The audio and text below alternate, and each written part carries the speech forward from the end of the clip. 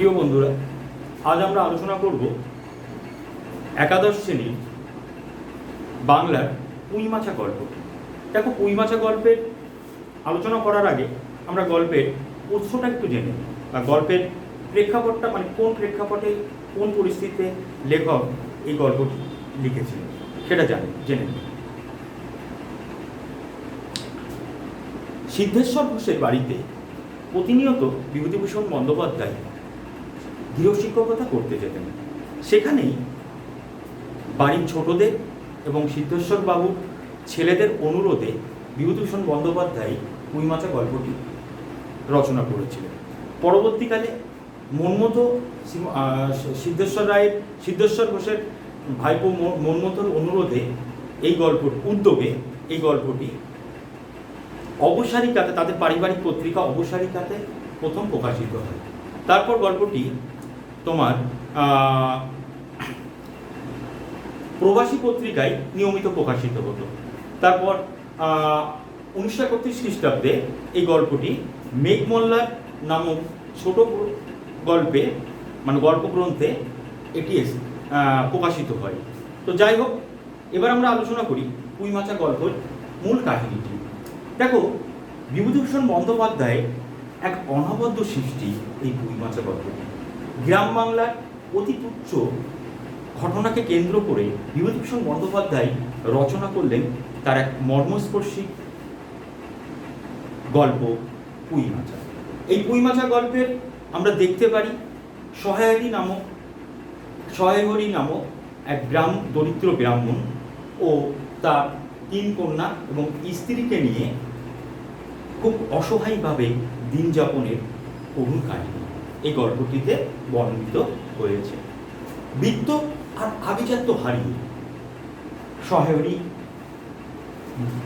আর্থিক অবস্থা ও সামাজিক অবস্থান খুবই নড়বড়ে।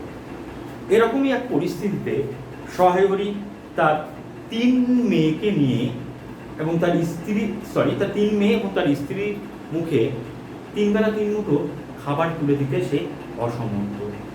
এদিকে তার সংসার সম্বন্ধেও কিন্তু সে কিছু ছিল নির্বিকার। এই গল্পের কেন্দ্রীয় চরিত্রকে যদি আমরা আলোচনা করতে যাই, তাহলে আমরা দেখতে পাবো গল্পের কেন্দ্রীয় চরিত্র রয়েছে সহায়হরি চাটুর্যে এবং তার স্ত্রী অন্নপূর্ণা, আর আছে তাদের বড় মেয়ে খেন্তি। খেন্তির বয়স 14 থেকে 15 হলেও লোক সমাজে সহায়হরি তাকে 12-13 বছর বলে থাকে।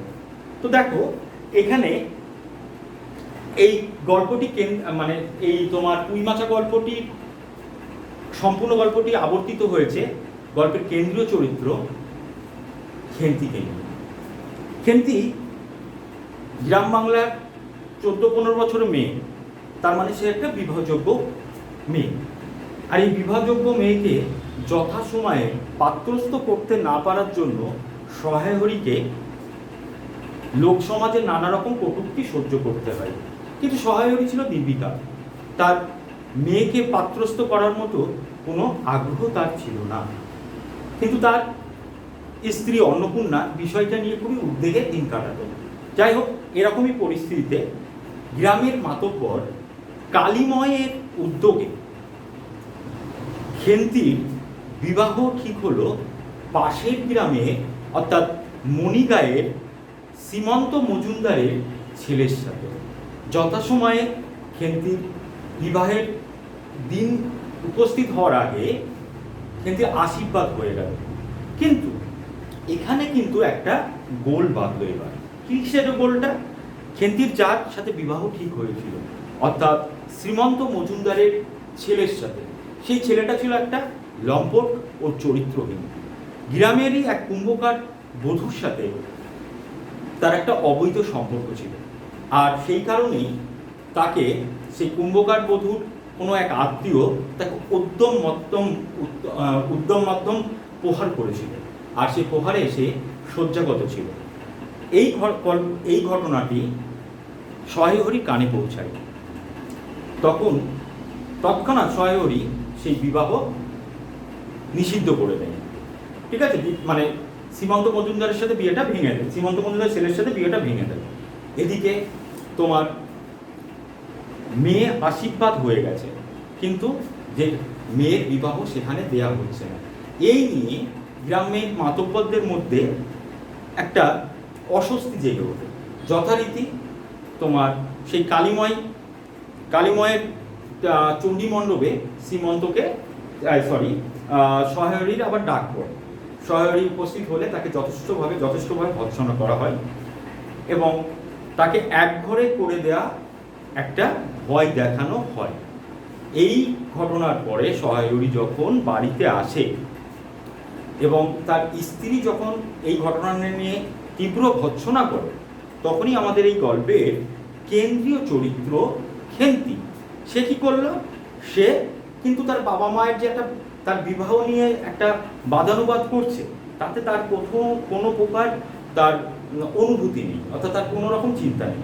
সে পাশের বাড়ি থেকে কিছু পাকা পুঁইশাকের ডগা নিয়ে আনন্দে আত্মহারা হয়ে সে বাড়িতে এসে পৌঁছেছে। তার মেয়ের এরকম নির্বিকার এবং বাউন্ডারিলেপনা মানসিকতা দেখে অন্নপূর্ণা মেয়েকে যথেষ্টভাবে ভৎসনা করে এবং মেয়ের হাত থেকে সেই পাকা পুঁইশাকের ডগাগুলো কেড়ে নিয়ে তার ছোট মেয়ে পুটিকে নির্দেশ দেয় খিড়কির ধারে পুকুর পাড়ে ওগুলো যেন ফেলে দেওয়া হয়। যাই হোক, দুপুরবেলা অন্নপূর্ণা যখন রান্না করতে বসেছে, সেই বড় মেয়ে খেন্তির অসহায় করুণ মুখটি তার সামনে ভেসে উঠেছে। মাতৃ হৃদয় তৎক্ষণাৎ সন্তান বাৎসল্যে ভরাক্রান্ত হয়ে যায়। সন্তানের প্রতি মায়ের একটা অন্যরকম ভালোবাসা সেই সময়ে জন্ম নেয়। তৎক্ষণাৎ সে কি করে, সেই খিড়কির ধার থেকে সেই পাকা পুঁইশাকের ডগাগুলি কুড়িয়ে নিয়ে এসে সে আবার রান্না করে দুপুরবেলা খাওয়ার সময় খেন্তিকে যখন ওই পুঁইশাকের মানে পাকা পুঁইশাকের ডগাগুলো খেতে দেওয়া হয়, খেন্তি আনন্দে আত্মহারা হয়ে যায়। সে যেন অমৃত স্বাদ পায়। ঠিক আছে, এর কিছুদিন পরে যখন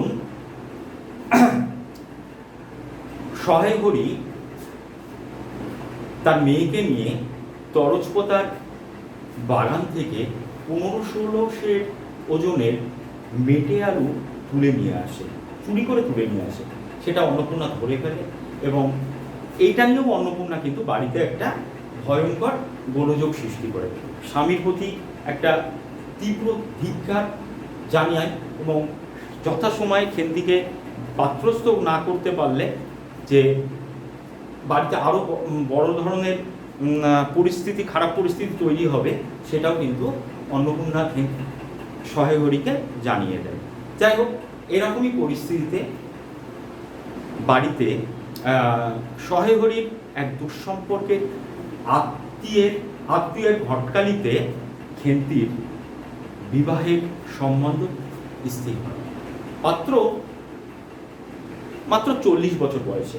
এই জায়গায় লেখক গ্রাম বাংলার একটা করুণ চিত্র, তৎকালীন গ্রাম বাংলার একটা করুণ চিত্র আমাদের সামনে তুলে ধরেছে।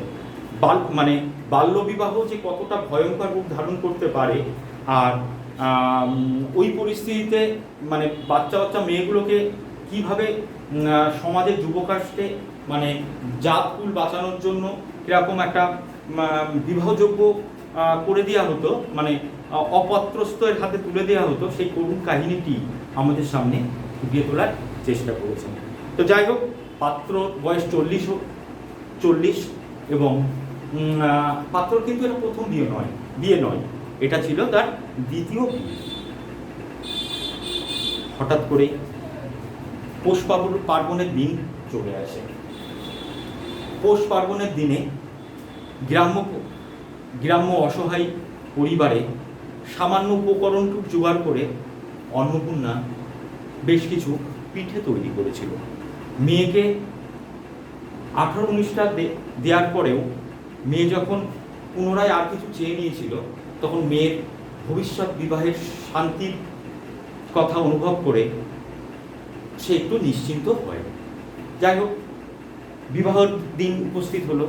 খেন্তির সেই 40 বছর বয়স্ক যুবকের সাথে খেন্তির বিবাহ হয়।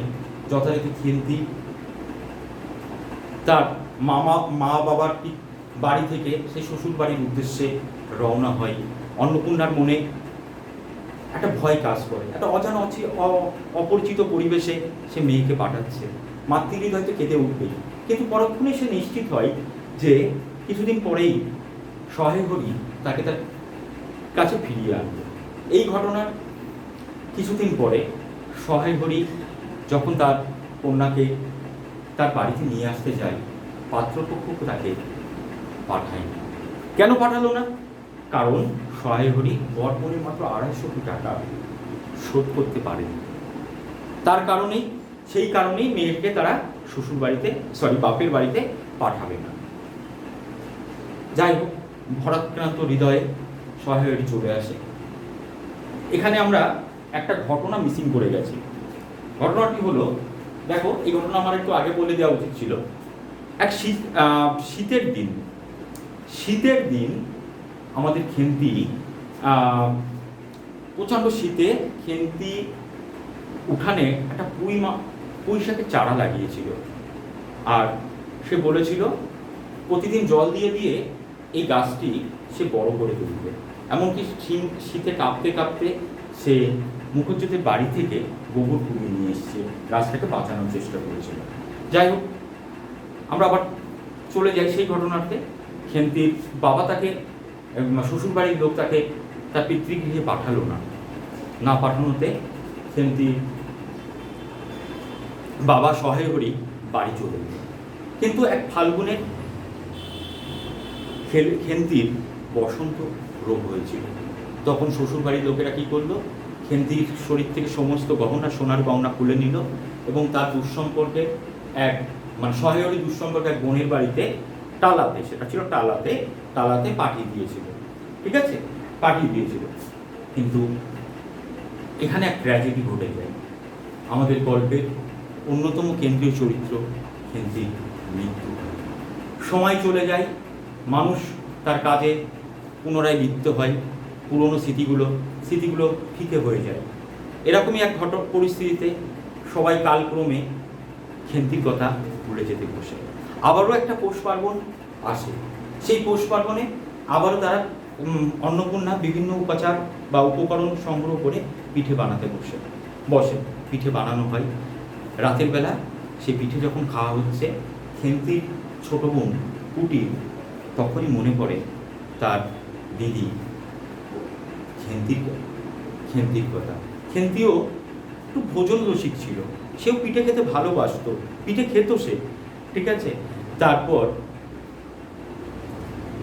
অন্নপূর্ণার নয়ন অশ্রুসিক্ত হয়ে ওঠে। তখন তার দৃষ্টি আবদ্ধ হয় খেন্তির লাগানো সেই পুঁই চারাটার দিকে। সে আর চারা গাছ নেই, পুঁই গাছটি আর চারা গাছ নেই। তার লকলকে সবুজ পাতায় তার ডগাগুলো মাচায় আর ধরছে না। সে যেন এক অনবদ্য নিঠোর রূপ ধারণ করেছে। আমাদের গল্পের এই খেন্তি যদি আজ না মরতো, তাহলে খেন্তিও ওই তার ভরা যৌবন নিয়ে তোমাদের ওই পুঁই মাছার অর্থাৎ পুঁই শাকের ওই চারা গাছটির মতো আজকে নধর হয়ে উঠত। যাই হোক, এই ছিল পুঁই মাছা গল্পের মূল বিষয়বস্তু। এখান থেকে কিন্তু তোমাদের গল্পটা আরও একবার ভালো করে পড়তে হবে। পড়বার পরে গল্পটা থেকে আমাদের এবছর MCQ কোশ্চেন আসতে চলেছে। খুব ভালো করে প্রত্যেকটা লাইন কিন্তু বুঝে পড়তে হবে। যাই হোক, আগে অবধি, আবার দেখা হবে পরবর্তী আরেকটি কোনো একটি বিষয় নিয়ে। যদি আমাদের আলোচনা ভালো লাগে, চ্যানেলটি সাবস্ক্রাইব করবে এবং লাইক দিয়ে আমাদের পাশে থাকার চেষ্টা করবে। নমস্কার।